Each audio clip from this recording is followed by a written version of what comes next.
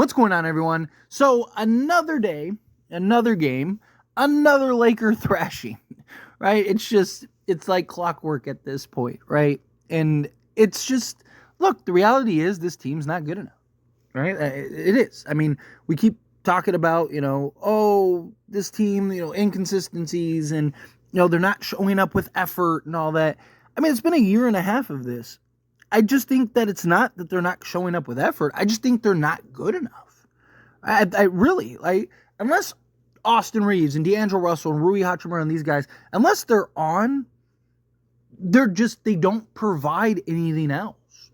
And that's the issue, right? Like, you look at this starting five and you look at kind of the core five guys, right? Like, even Cam Reddish. I like Cam Reddish a ton, what he's done defensively. Ideally, you'd prefer Jared Vanderbilt, but kind of have that D'Angelo Russell. The idea is like he goes to the bench, he can be the sixth man, have the ball in his hands more, make plays, do things. But problem is that D'Angelo Russell, they're not utilizing him in the way that he is best utilized, which is as a real playmaker, a guy that can kind of get in a rhythm shooter, right? Like, he's kind of just been phased out. And the problem is that you don't need his playmaking. You could use his scoring, but when he's not scoring, then what else does he provide? Can't defend, doesn't have athleticism, he doesn't rebound well, he doesn't do anything else that you need, right? Like, if you needed him to be the playmaker and you needed him to kind of wheel and deal out there, and you were looking for him to get, 12 shots a game or something like that on average, and he can get into a rhythm and he can cook and do all those things, then yeah, it'd probably be a different scenario. But unless he is shooting the lights out, it gives you nothing. Austin Reeves is incredibly inconsistent. Yes, on paper, he had two good games against Denver and Phoenix, but if you actually watch the games, they weren't that good. He had good halves. First half in both of those games, he was very good, and then he just did what he does, and he's inconsistent. Right? And that's the problem. You have D'Angelo Russell, who's completely gotten phased out and basically unplayable at this point. You have your third best player, who's not good enough to be your third best player and completely inconsistent, in Austin Reeves. And then you have Rui Hachimura, who, again, he's inconsistent. And when he's on, but he's playing out of position. So it's like, what can he do when he's a 4 having to masquerade around as a 3? And as long as LeBron's on this team, he's going to have to do that. The only thing that I think makes sense is that you bring Rui off the bench, you insert Dalton Connect back into the starting unit, and that way Rui can kind of play more 4, and you can kind of trickle it out better, maybe bolster the bench a little better. But Rui, 6'8", played 23 minutes or whatever, and you got 1 rebound. 1, right? Unless these guys are just lights out.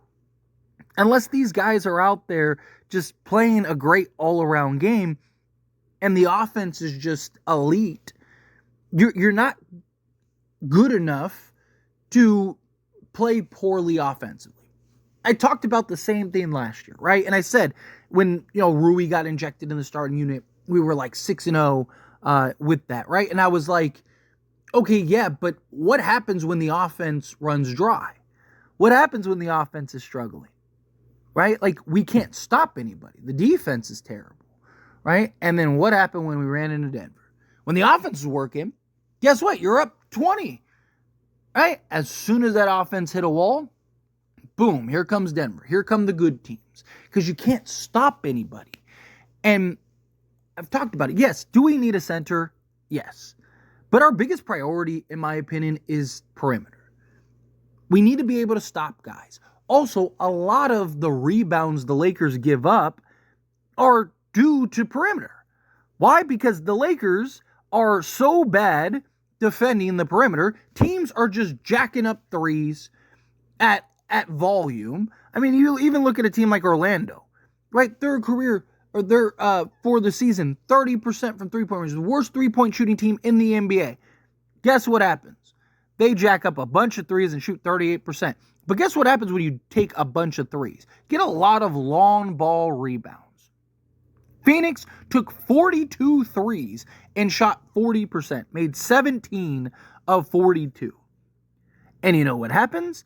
Again, a lot of long ball rebounds. And what happens? That means opposing teams, they just have to win a foot race against D'Angelo Russell, Austin Reeves, and Rui Hachimura, which isn't that hard. You and me could probably do that.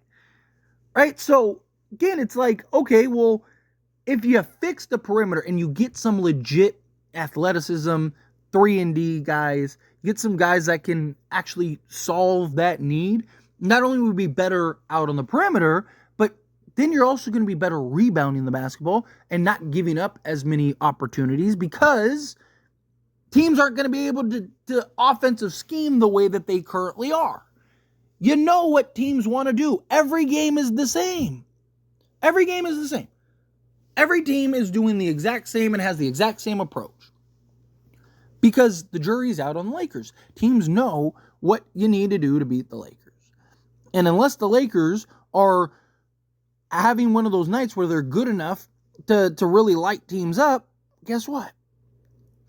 You're getting beat, getting dominated, right? And that's the problem. So unless a trade ends up happening, right, which we desperately need. Now, in the same breath, I still don't want to trade just for a trade, right? Lakers need multiple guys. They need a Cam Reddish and, Cam Johnson.